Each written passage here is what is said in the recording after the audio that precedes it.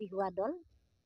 আমাৰ এই দলটি আজি প্ৰায় 10 বছৰে হ'ল আৰু আমাৰ এই দলটিৰ তৰফৰ পৰা আমি সমূহ অসমবাসী ৰাইজলৈ লগতে আপোনালোকলৈও ৰঙালী বিহুৰ শুভেচ্ছা যাচিলোঁ। আজি আমাৰ শেষ আখৰাৰ দিন। আমি এইকেইদিন আখৰা কৰিয়ে আছোঁ বাৰু।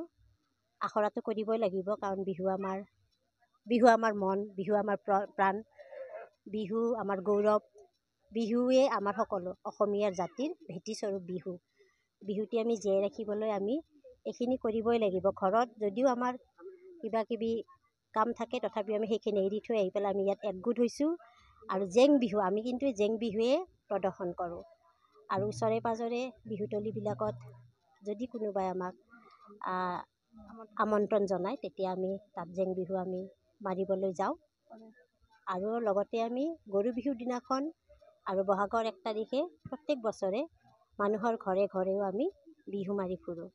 এই বিহুৰ যিটো ৰং, আনন্দ, ৰঙালী বিহুৰ এইটো আমি ঠিক এনেদৰে আমি উপভোগ কৰোঁ। সেইবুলি আমি ঘৰত পিঠা পনা নবনোৱাকৈও নাথাকোঁ।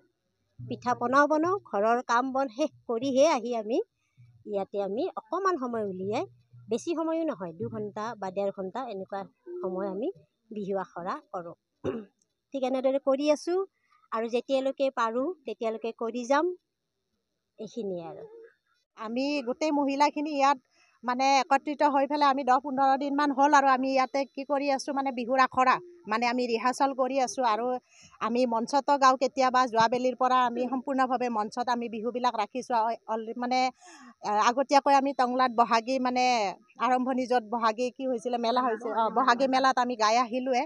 আৰু ইয়াৰ পিছত আমাৰ পানেৰীত আছে, গৰুৱাজাৰত আছে, বুদ্ধ মন্দিৰত আছে। গোটেইকেইখন বিহুতে আমি নাচিম বুলি আমি গোটেই মহিলাখিনি ইয়াত মানে ওলাই আহিছোঁ। আহি মানে দিন ৰাতি একাকাৰ কৰি, মানে আমাৰ কি হয়, ঘৰত মনটো নবহে মানে বিহু বুলি ক'লে। আৰু দেখিছোঁ প্ৰায় 60-70 বছৰীয়া বয়সস্থ মানে ককা আইতাই যেতিয়া বিহু মাৰিছে, আমিনো আৰু কি।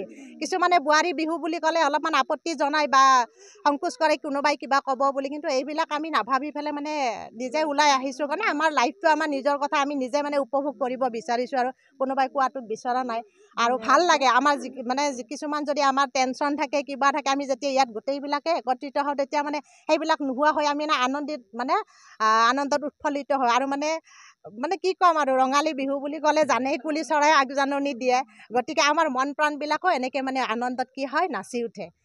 এনেকৈ আৰু আমি গোটেইবিলাকে মানে হেৰি ৰাখিছোঁ, মানে আগলৈ যাতে আশীৰ্বাদ কৰে গোটেই অসমবাসীয়ে, বা আপোনালোকৰ পৰাও আমাক যাতে আশীৰ্বাদ কৰে, যাতে আমি এনেকৈ আগলৈ আমাৰ এই যিটো সংস্কৃতি, বিহু বুলি ক'লে আমাৰ জাতীয় যিটো উৎসৱ, এই উৎসৱটো যাতে আমি জীয়াই ৰাখিব পাৰোঁ। আৰু এইখিনিয়ে মোৰ ক'বলগীয়া।